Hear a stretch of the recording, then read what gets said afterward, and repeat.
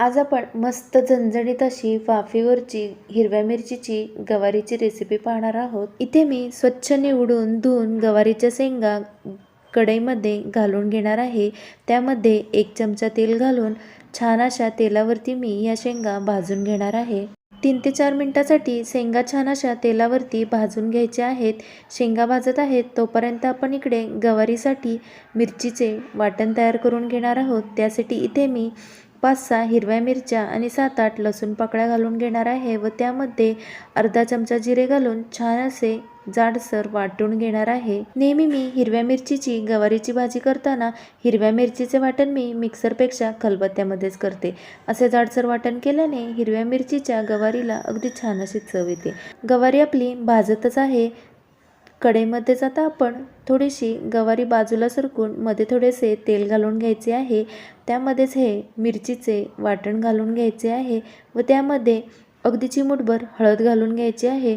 हळदीमुळे गवारीला आपल्या छान असा हिरवा रंग टिकून राहण्यास मदत होते। त्यामध्ये आता अगदी थोडेसे मीठ घालून पुन्हा एकदा सर्व गवारी छान अशी मिक्स करून घ्यायची आहे। आपण ही गवारीची भाजी अगदी तेलावरतीच आपण बनवणार आहोत।